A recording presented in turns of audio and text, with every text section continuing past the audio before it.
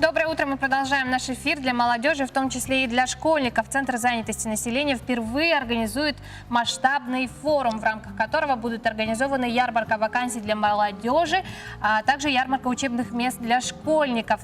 Главная цель предстоящего мероприятия – научить каждого строить успешную карьеру. Об этом мы и будем сегодня говорить с нашими гостями, которых с радостью вам представляем. Это Мария Слепцова, руководитель Центра занятости населения города Якутска, и Сергей Егоров, руководитель молодежной биржи труда «Импульс». Доброе утро, уважаемые гости. Мария Трофимовна, ну, когда и где пройдет первый молодежный, такое название, карьерный форум? Вот расскажите вкратце о форуме. Вот форум, значит, вот твое будущее в твоих руках, да, и поэтому, значит, мы будем проводить этот форум в историческом парке «Россия. Моя история» завтра, 11 октября, с 10 до 15 часов. И здесь вы, как правильно отметили, да, значит, это одновременно будет проходить ярмарка вакансий для молодежи и ярмарка учебных мест и профессий, чтобы молодежь здесь ознакомить ситуацию на рынке труда, о востребованных вакансиях, потом, чтобы они сделали правильный выбор и профессии, и работы. Ну, если мы будем говорить о количестве участников, о количестве учебных заведений, работодателей, вот каковы цифры, кто будет представлять? В общем, одним словом, что участники могут увидеть своими глазами? На ярмарке учебных мест и профессий здесь будут представлены 22 учебных заведений. Это 5 высших учебных заведений, в том числе Северо-Восточный федеральный университет будет представлять также свои институты и факультеты. Далее, значит, это 17 профессиональных образовательных организаций. Также Министерство образования и науки Республики Саха представит учебные заведения Центра, Сибири и Дальнего Востока. И впервые на нашей ярмарке будет участвовать также Новосибирский государственный университет архитектуры, дизайна и искусства. Здесь они о своих учебных заведениях расскажут, продемонстрируют мастер-классы. Также вот ярмарка вакансий, здесь будут представлены 23 работодателя, они будут проводить собеседование, будут выставлять более 200 вакансий. Кроме этого, у нас, значит, будут инспекторы службы занятости, Центра занятости, да, будут также ознакомливать ситуации на рынке труда, о наличии вакансий, которые насчитывается в нашей базе порядка 4900 вакансий. Сколько еще мероприятий, Сергей, запланировано для молодежи? Вообще в режиме прямого времени, во время молодежного карьерного форума у нас будет проходить очень много мероприятий.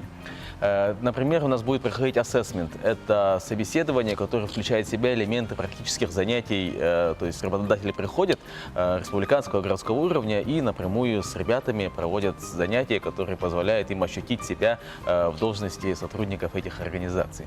Также мы проводим мотивационную встречу «Работа по душе», во время которой молодые люди, которые добились каких-то успехов в жизни, построили свою успешную карьеру, они могут передать свой опыт, поделиться своими успехами и тем, как они строили свою карьеру с молодежью, донести это до желающих. И тут же мы проведем тестирование, которое поможет выбрать ребятам свои определенные профессиональные наклонности. Также у нас будут психологи проводить индивидуальные тестирования и коллективные, групповые. Для школьников будет проведен квест, очень интересная профориентационная игра. Будет проходить съемка для желающих видео-резюме в прямом эфире. Мы будем записывать для работодателей визитные карточки всех желающих соискателей. Ну и, как уже было сказано, специалисты молодежной биржи труда будут информировать о всех вакансиях в городе Якутске и в Республике Саха-Якутия. Ну, вот, к сожалению, бывает и такое, что выпускники, получив образование, понимают, что не ту профессию выбрали. Вот что сейчас вообще вот в целом биржа труда, вот, молодежная, да, и Центр занятости населения вообще, да, вот подготовить вот таких специалистов? Для них какие-то вообще программы бывают? И вот, может быть, именно касаемо вот этого форума какие-то тоже будут мероприятия? Если человек не нашел работу, не надо отчаиваться, да, здесь мы и профориентационные, значит, работы проводим, и консультирование. Далее человек может, значит, создать свое дело.